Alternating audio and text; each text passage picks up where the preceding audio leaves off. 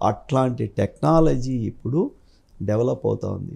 కాబట్టి ఇప్పుడు డెవలప్ అవుతోంది కాబట్టి ఆ డెవలప్మెంట్లో మనం పాల్గొనాలా, మన భారతదేశం పాల్గొనాలా, మన ఆంధ్రదేశము పాల్గొనాలా. కాబట్టి ఆ టెక్నాలజీని ఇక్కడికి తీసుకురావడంలో నా వంతు పాత్ర నేను తప్పకుండా పోషిస్తాను. దాని ఆ పరంగా ఆలోచనలు కూడా ఉన్నాయి, చేయాలి అనే ఉద్దేశం.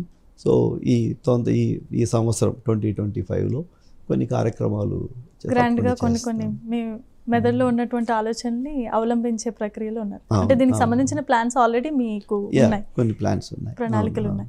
సో మీరు ఇప్పటి వరకు ఎన్నో రంగాల్లో మీరు అడుగుపెట్టిన ప్రతి ఒక్క పరిశ్రమలో కూడా మంచి సక్సెస్ఫుల్ అయిన వ్యక్తిగా మిమ్మల్ని మేము చూస్తూ ఉన్నాం.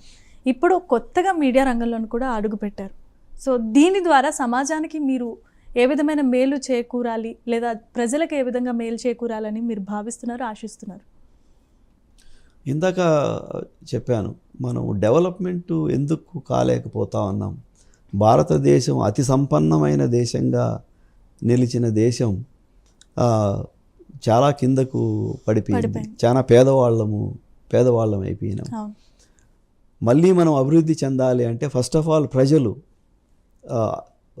ఉన్నతమైన విద్యలు చదవాలి, నాలెడ్జబుల్ కావాలి. ప్రజలు వాళ్ళ ఆ స్థానాన్ని, ఆ మెదడు ఆ స్థానాన్ని, ఒక ఉన్నతమైన స్థానానికి రావాలంటే ఆలోచన శక్తి అనేది రావాలి. అది రావాలి అని అంటే ప్రజలు చదువుకునేది ఒకటి, చదవడము ఒకటి.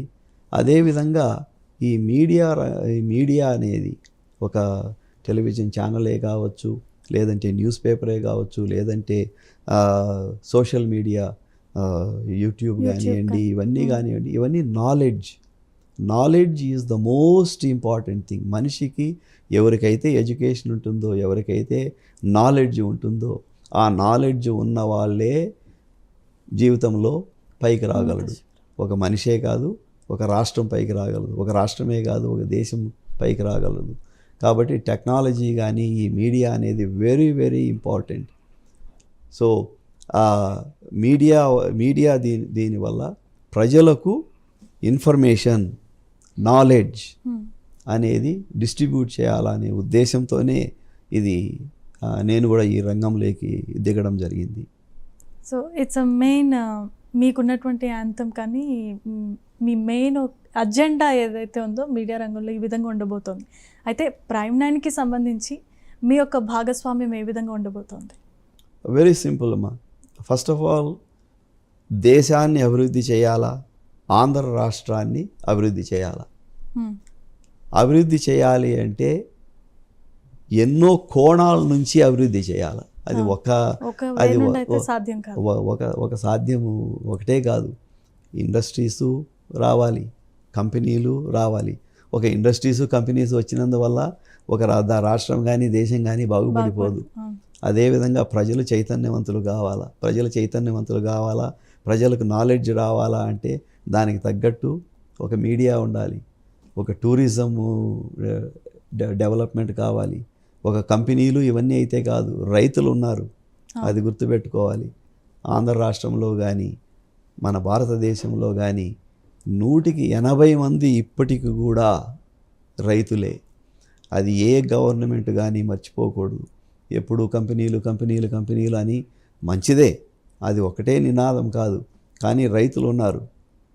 75%, 80% పల్లెల్లో, చిన్న పల్లెలు, 40 ఏళ్ళు, 50 ఏళ్ళు, 60 ఏళ్ళు ఉన్న ఎన్నో విలేజెస్లో ఎంతో పేద పరిస్థితుల్లో ఉన్న రైతులు ఉన్నారు. మరి వాళ్ళు అభివృద్ధి అయితే కానీ ఒక ప్రాంతం అభివృద్ధి కాదు, ఒక రాష్ట్రం అభివృద్ధి కాదు, ఒక దేశం అభివృద్ధి కాదు.